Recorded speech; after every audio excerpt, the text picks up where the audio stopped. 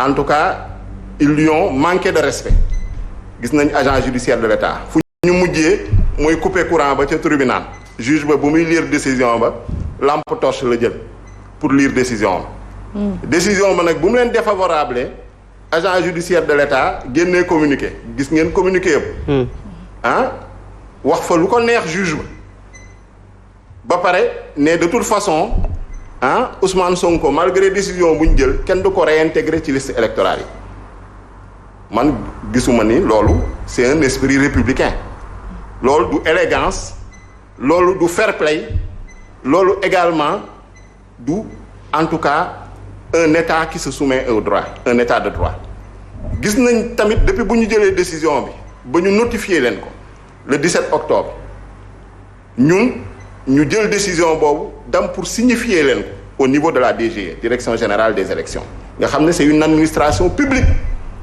boo xam ne normalement dafa war a appliquer les décisions de justice parce que am na code électoral un article 47 alinéa 4 bu koy wax précisément ni décision de justice su amee dañ ko war a prendre en compte immédiatement article 47 alinéa 4 du code électoral DGE amul sax courtoisie wala élégance recevoir ñun en tant que mandataire recevoir ma man parce que la première fois que je suis allé le 29 septembre dañ ma wutal alibi ne duñ ma jox fiche de collecte de parrainage parce que Ousmane Sonko n'est pas électeur ma ne leen foo leen ko teg ils ne m'ont pas donné d'explication convaincante bon ma jël daf lu ma yoon may constaté ko par huissier suñu avocat yi utiliser les voies de droit dam tribunal d'instance nga xam ne moom moo yor contentieux de l'inscription sur les listes électorales qui statue en premier et en dernier ressort parce que su jëlee xasee jël décision amul appel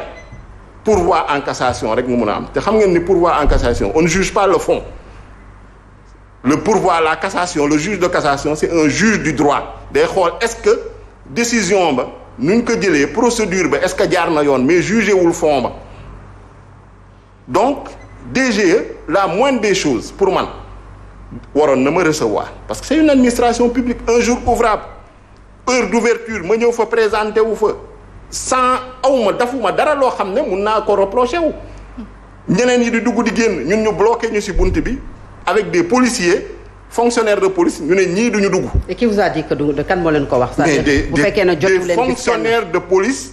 qui nous ont dit à la porte. qui ont été instruits qui ont reçu des instructions ne leen diw ak diw bu leen bàyyi ñu dugg effectivement et ils nous l'ont dit la première fois lan lañ ma njëkk wax.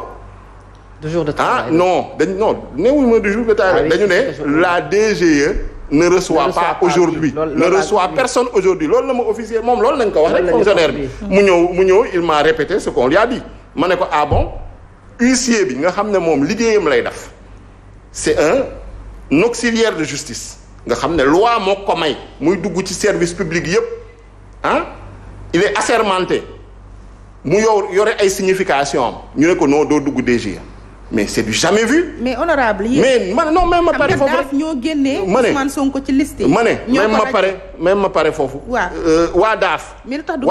waa daaf am nañu courtoisie recevoir huissier bi dem na leen signifier décision ba ñu jël ko. agent judiciaire de l'État pareil. Sénat commission électorale nationale autonome pareil mais la moindre des choses soo ñëwee service public dafa am loo xam ne loolu kenn waru cee transiger. C'est des règles et des principes dans une république et dans un état de droit loolu su amatul rek amatul état de droit une administration publique doit recevoir les usagers les citoyens parce que y a l'égalité des citoyens devant la loi loo leen di wax nag nga wax leen ko kenn forcé wu leen s'ils refusent ñu xam ne on nous a opposé un refus mais déjà daw seen responsabilité cette irresponsabilité et cette immaturité si ñoom nañ ko gisee après deuxième fois bi mais deuxième fois bi qu'est-ce qu'ils m'ont dit c'est pire encore deuxième fois bi dañu ñëwaat ñu yokk dispositif policier bi yaakaar ni ñun dañ fay ñëw pour manifester wala dañ fay ñëw pour attroupement alors qu'on était venu juste exercer un droit exécuter une décision de justice boo xam ne c'est une institution de la République moo ko jël ñoom en tant qu'administration ñu war see soumettre même s'ils sont l'exécutif même su leen neexul mais qu'est-ce qu'ils m'ont dit dañ ma ne désolé c'est le commissaire Sarr de la Médina moo ma ko wax ne ma désolé on ne peut pas vous laisser rentrer après aller mu ne damay dem rendre compte ba pare bu mu demee rendre compte génnaat ne désolé on ne peut pas vous laisser rentrer maag huissier bi yëpp huissier bi nee na en 40 ans xaw ma 30 ans de carrière moo ngi doog a gis li c'est du jamais vu. léegi tey delluwaat nga fa wala. tey delluwaatuma fa parce que diggante bi mais ils ont sorti un communiqué. Oui. Pour se justifier parce que ils avaient gardé le silence xam nañu bëgg ñu mettre dans l'épreuve de force mais bu ñëpp waxee ils ont vu que tout le monde était contre ce qu'ils faisaient parce que c'était scandaleux. Et justement, c'est pas des choses qu'on fait dans une république, c'est pas des choses qu'on fait dans un état de droit. Et justement, dans un état de droit, on exécute les décisions de justice, même si on est l'État. Mais nee c'est pas. Et ils refusent d'exécuter la décision de justice. C'est pas une décision définitive. Il faut attendre les voies de recours. C'est complètement faux. ñoom seen communiqué bi c'est indigne d'une administration publique. Man dama ruus sax bu mu ko gisee parce que la dernière fois que je pense Antoine Diome.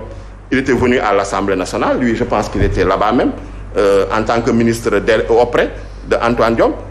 Il avait présenté le directeur général des élections comme quelqu'un, l'un des plus gradés de la police. C'est un contrôleur général de police. Mais vous me lirez communiqué, c'est une dictée. C'est un agent judiciaire de l'État.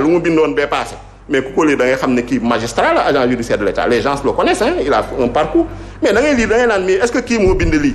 Mais des fois dañuy discrédité wu communiqué boobu un DG na la parce que tey demoo dem. non mais question bi du loolu question bi mooy ni est-ce que DGE moo ngi ci yoon wala nekkul ci yoon. c'est ça qu'il faut se poser c'est la question parce que DGE c'est pas n'importe qui DGE mooy dafay jouer un rôle central dans l'organisation de l'élection moom dafa war a tëddee njaaxaanaay de la DGE doit être irréprochable même su dafee erreur sax mais. En tout cas, elle doit être irréprochable. Et dans ce cas-là, communiquer, comment tu peux nekk DG génne communiquer amul benn référence juridique amoo cité woo article cité woo dara ngay naan la décision n'est pas définitive mais c'est complètement faux.